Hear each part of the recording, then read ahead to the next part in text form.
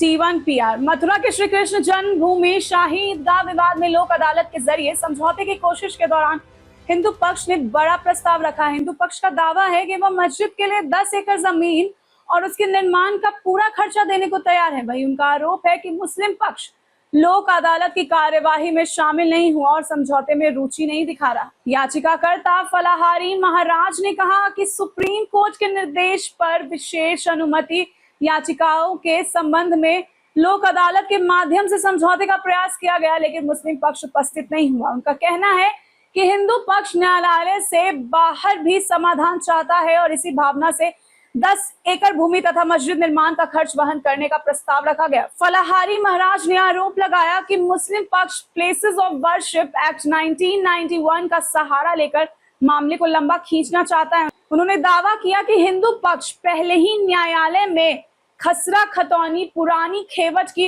प्रतियां, नगर निगम का assessment, railway मुआवजे के दस्तावेज, पानी और बिजली के बिल तथा 1300 एकड़ भूमि की रजिस्ट्री समेत कई दस्तावेज जमा कर चुका है। वहीं उनका आरोप है कि मुस्लिम पक्ष के पास अपने दावे के समर्थन में पर्याप्त दस्तावेज उपलब्ध नहीं है। हिंदू पक्ष ने यह भी आरोप लगाया कि ईदगाह मस्जिद समिति पर पूर्व में बिजली चोरी का मामला दर्ज हुआ था और विद्युत विभाग ने लगभग 3 लाख रुपए का जुर्माना लगाया था। इन आरोपों पर संबंधित पक्ष की ओर से क्या जवाब है, यह न्यायालय की कार्यवाही और आधिकारिक रिकॉर्ड के आधार पर स्पष्ट होगा। फिलहाल हिंदू पक्ष का कहना है कि वह आपसी सहमति से विवाद का समाधान चाहता है, जबकि मुस्लिम पक्ष की ओर से समझौते के प्रयासों में भाग नहीं लिया गया।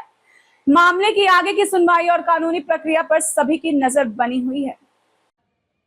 माननीय सुप्रीम कोर्ट में विशेष अनुमति याचिका लगाई गई थी, जिसमें माननीय न्यायालय ने मथुरा लोक अदालत में श्री कृष्ण जन्म स्थान से शाही ईदगाह मस्जिद को हटाने वाले केस में सुनवाई के लिए आपस में समझौता करने के लिए निर्देश दिया था।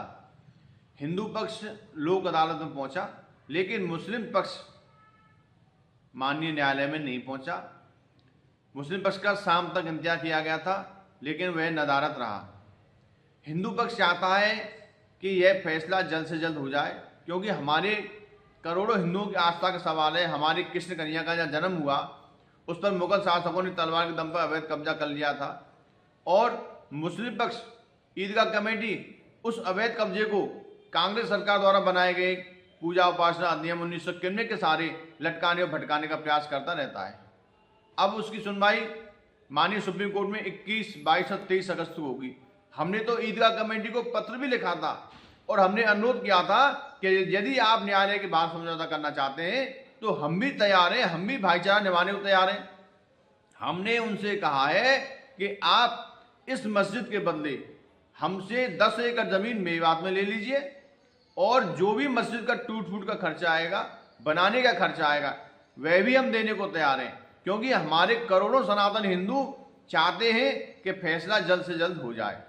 क्योंकि ना तो वहां पर हमारी कृष्ण कन्हैया को माखन मिश्री का भोग लगता है, ना वहां पर देसी गोमाता के घी का दीपक जलता है, तो हमारी भावनाएं आहत होती हैं। हम बहुत दुखी हैं।